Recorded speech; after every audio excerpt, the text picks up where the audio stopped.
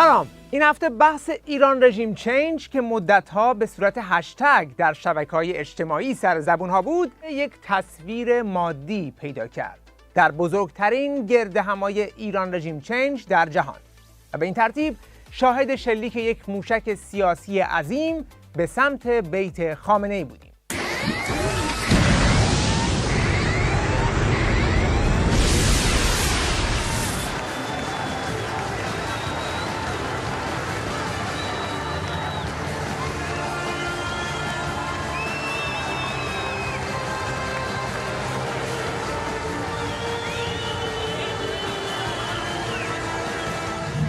بله، اینطور بود که مقاومت ایران یک بار دیگه قدرت سازماندهی خودش رو به نمایش گذاشت. اما نکته گردهمایی امسال این بود که در شرایطی برگزار شد که به لحاظ بین‌المللی و داخلی هیچ کس نمیتونست بی تفاوت از کنارش رد بشه. هر کسی که این صحنه رو میدید یا باید تشویق میکرد یا باید در بی‌طرفی مطلق عین واقعیت رو منعکس میکرد، یا اگر واقعیت رو هم نمیتونست تحمل کنه دیگه باید در کنار بلندگوهای حکومتی یه بوقی بر علیه اون میزد و این بوق زدنها حتی قبل از گردهمایی شروع شد. درست در روز اجرای برنامه، هنوز چند ساعت مونده بود به شروع برنامه، یک دفعه توی بعضی کانال‌ها و سایت‌های مشکوک این خبر درج شد که گردهمایی به روز دیگه‌ای موکول شده. بعد زیرش هم آدرس سایت زده بود، سایت رسمی مجاهدین، mujahedin.org. اما وقتی موش رو میبری روش و دقت میکنی میبینی نوشته mujahedin.com، یعنی یک آدرس دیگه است. حالا اگر دیگه کلیک میکردی میرفتی توی یک سایتی که همه چیش مثل سایت رسمی مجاهدین بود، اما به شکل ناشیانه‌ای این خبر در حاشیه‌اش خودنمایی میکرد که بله، بنا به تشخیص رئیس جمهور مریم رجوی، گردهمایی بزرگ پاریس به تاریخ 3 مرداد موکول گردید. این تغییر به مناسبت رونمایی از تفاهمنامه جدید برجام و سالگرد عملیات فروغ جاویدان می باشد. حالا جمعیت توی سالن کیپ تا کیپ نشستن، همه اتوبوس‌ها توی پارکینگن، اما در سایت تلویزیون اندیشه خبر لغو گردهمایی رو درج کردن. حالا این قرار بود کی رو گول بزنه دیگه خدا بزرگه، ولی در حد یک جوک اسباب خنده رو برای خیلی ها فراهم کرد. به هر حال این جوک هم تموم شد و رفت و برنامه برگزار شد. چندین شبکه تلویزیونی پخش زنده کردند، ازش گزارش دادن که دیگه خود تیوی ریش و حتی بخش دروغ پراکنی 23 هم به اون اذعان کرد. بزم منافقانه چهره‌های تکراری دوباره امسال در پایتخت فرانسه برگزار شد. گردهمایی گروهک منافقین که هر سال با مهمون‌های اجاره‌ای برگزار میشه، از حمایت‌های مالی سعودی‌ها و امریکا برخورداره. رودی جولیانی وکیل شخصی رئیس جمهور امریکا و نیوت گینگریچ مشاور ترامپ از جمله امریکاییایی بودند که در این نشست حضور داشتند. دولت ایران به فرانسه به خاطر اینکه به این گروهک تروریستی اجازه فعالیت و برگزاری کنفرانس داده اعتراض کرده. البته معلوم نیست که این گردهمایی چهره‌های تکراری با میهمانان اجاره‌ای چه مشکلی ایجاد میکنه که دولت ایران به خاطرش به دولت فرانسه اعتراض کرده. در ضمن تلویزیون حکومتی تمام تلاشش رو میکنه که تصویری از ابعاد گردهمایی و جمعیت حاضر در سالن نشون نده تا ولایتمداران و وابستگان ولایت دچار ترس و دلهره نشن. اما یکی دو روز بعد از اینکه این جماعت در بهت و حیرت فرو رفته بودند، با واسطه و از طریق شبکه‌های اجتماعی شروع به درج این عکس‌ها به طور گسترده کردند با عنوان حاشیه جنجالی نشست‌های اخیر سازمان مجاهدین و بعد هم گفته قضاوت با مردم، یعنی هم جست بی‌طرفی گرفته که مردم خودتون ببینید، هم تیتر زده جشن اجاره مجاهدین در نشست اخیر فرانسه با پناهندگان آفریقایی. بعد گویی که الان بزرگترین فتح الفتوح اطلاعاتی رو کرده، این عکس‌ها رو در همه رسانه‌های زنجیره‌ای منتشر کردند. حالا کافیه که شما فقط همین عکس رو با گوگل سرچ کنید. بله، بعد می‌بینید که این عکس‌ها در سالهای گذشته هم بارها منتشر شدند، از جمله در سایت تصنیم در سال 2015 یا خرداد سال 94.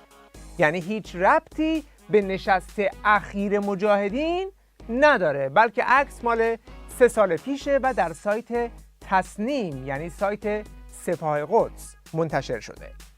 حالا عکس‌های دیگر رو سرچ میکنیم و میبینیم که بله، این عکس‌ها هم از سال 2013 در سایت‌های مختلف وجود داشتند. به طور خاص در سایت وزارت اطلاعات معروف به اینترلینک که چند بار در سالهای گذشته از این عکس‌ها استفاده کرده. خود عکس مربوط به سال 2013 یا 1392 است که باز همون 5 سال پیش در همه سایت‌های حکومتی درج شده و جالبتر از همه این که اصلا این عکس‌ها مال فرانسه نیست، بلکه مال نیویورکه. یعنی صداقت رسانه‌ای موج میزنه اینجا. البته ناگفته نمونه که برخی کانال‌هایی که هول شدن یا حالا نادانسته این عکس‌ها رو منتشر کردن بعدش پاک کردن، اما اون کانال‌هایی که ژست براندازی دارن و هنوز دارن از عکس‌های کهنه شده در سایت‌های سپاه و وزارت اطلاعات استفاده می‌کنند چه هدفی دارن؟ این دیگه قضاوتش با مردمه. یکی دیگه از طناب‌هایی که تیوی ریش ازش آویزون شد تا خودش رو از زیر فشار ضربه موشک سیاسی مقاومت بیرون بکشه، گزارشی از گاردین بود که باز با آب و تاب همه جا بهش استناد کردند. گاردین امروز از پشت پرده صحنه‌سازی‌های دیروز منافقین نوشت که این روزنامه انگلیسی نوشته حدود 4000 نفری جمع شده بودند، اما بیشترشون یا پناهجو بودند یا جوانان اهل اروپای شرقی که حاضر شدند در هوای گرم تابستونی در ازای سفر آخر هفته به پاریس با اتوبوس خودشون رو به محل برسونن.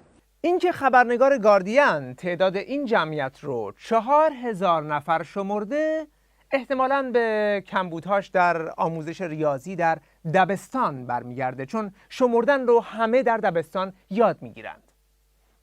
اما اگر اینجا هم کمی ریز بشیم که این گزارش گاردین رو کی نوشته، به اسم جالبی میرسیم: آرون مرات، کسی که در پاریس این گزارش رو تهیه کرده. این آقای آرون مرات که در واقع اسم کاملش آرون رضا مرات هست، یک خبرنگار ایرانی تبار مسائل ایران بوده.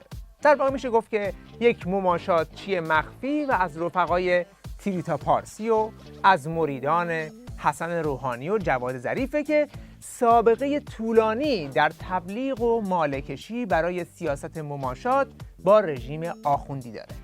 تقریباً از هر فرصتی برای تبلیغ روباه بنفش و وزیر خارجه آخوندی استفاده کرده. مثلا اینجا بعد از روی کار اومدن روحانی در این سمینار از فواید روحانی برای سیاست مماشات غربی ها تعریف میکنه.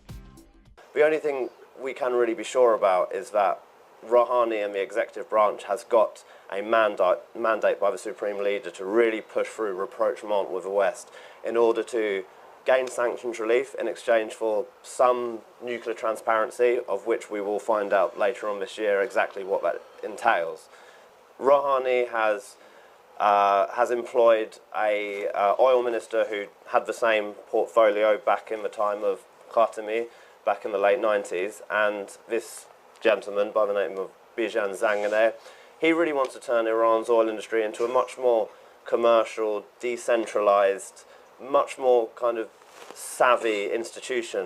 And also it's sort of against Iran's national security and wider strategic regional interests to back Assad. There are some signs, for example, former President Rafsanjani has provided a few olive branches to Saudi Arabia. یا اینجا هم با خودشیرینی برای کمردرد ظریف آه و افسوس خورده که ایشالا هرچی زودتر به توافق برسن و کمرش هم خوب بشه. حمایتاش از لابی رژیم در آمریکا و تریتا پارسی هم که فراوونه. اما خب الان به قول مردم دیگه تموم ماجرا و این مبلغ شکست خورده مماشات هم به سرهم کردن این گزارشات روی آورده. بنابراین اونچه که تحت عنوان روزنامه انگلیسی گاردین توی تیوی ریش ازش اسم میبرن، در واقع یکی از قلمزنهای خودشونه که این گزارش رو تنظیم کرده. حالا اینکه بابت این گزارش هم از شیخ فری و شرکا چیزی دریافت کرده یا نه دیگه میذاریم به قضاوت خودتون. اما جدای از همه این واکنش‌های نظام آخوندی و دم و دنبالچه‌هاش، پیام این گردهمایی از طریق ده‌ها رسانه مستقل و خبرگزاری‌های بین‌المللی به همه جهان مخابره شد. تغییر رژیم به عنوان خواست عموم ملت ایران و معرفی آلترناتیو دموکراتیک این رژیم پیام اصلی این گردهمایی بود که در دنیا شنیده شد و تصویری از ایران آینده در برابر چشم جهانیان قرار گرفت. پیروز باشید.